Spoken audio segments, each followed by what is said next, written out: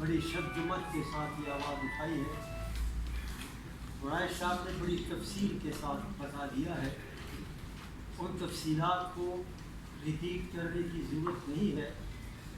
میں صرف 2 چیزیں آپ کے سامنے رکھنا چاہتا ہوں، اور وہ یہ ہے کہ چونکہ آج کی اس اکٹھا اور پریس کانفرنس کا مقصد ہی یہی ہے کہ اربابان اقتدار کو اور اربابان اختیار کو یہ یاد دہانی کرائی جائے کہ اس ملک میں معصوم لوگوں کے ساتھ جو ظلم ہوا ہے اور اس کی داد رسی کا تھوڑا بہت راستہ بن گیا ہے، تو میں مطالبہ کرتا ہوں حکومت وقت سے، اربابان اختیار سے، کہ آپ کم از کم وہ جو راستہ بنایا گیا ہے اس راستے میں آپ آڑے نہ آؤ، قانون کو اپنا راستہ بنانے دو.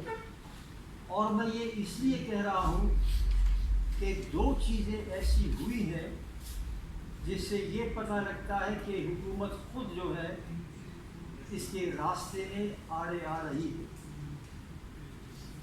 ایک عبداللہ شاہ کیس میں جب عدالت کا فیصلہ تھا کہ انکوائری کی جائے، اور یہاں میں یہ بتا دوں کہ جس ڈویژن بینچ نے جس عدالتی حکم کو معطل کر دیا تھا انٹرا کورٹ اپیل میں، اس کا اس فیصلے سے تعلق نہیں تھا کہ عبداللہ شاہ کیس میں انکوائری کی جائے.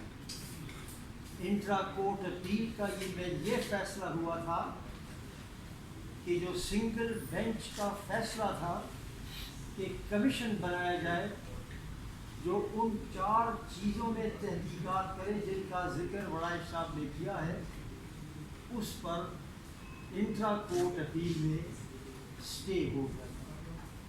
لیکن عبداللہ شاہ کیس میں اسٹے نہیں تھا.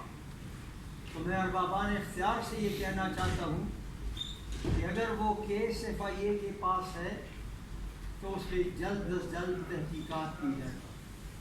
اور میرا دوسرا مطالبہ یہ ہے، جو تھوڑی پہلے آپ نے سنا کہ سینٹ کی ہیومن رائٹس کمیٹی کا جو رویہ رہا، میں نے خود جب 17 جولائی کو میٹنگ تھی تو میں نے 2 روز پہلے سینٹ کی ہیومن رائٹس کمیٹی سے رابطہ کیا، اور میں نے کہا کہ کیا آپ کے ہاں پرسوں جو میٹنگ ہے اس میں بلاسفیمی کیس شامل ہے؟ انہوں نے کہا کہ نہیں، وہ شامل نہیں ہے. وہ تھا لیکن کسی طاقتور وزیر کے کہنے پر نکال دیا گیا. اور میں نے ان کو کہا کہ اگر کبھی وہ ایشو سامنے آئے تو چیئرپرسن صاحبہ کو میری یہ درخواست پہنچا دیں کہ میں اس میں حاضر ہونا چاہتا ہوں.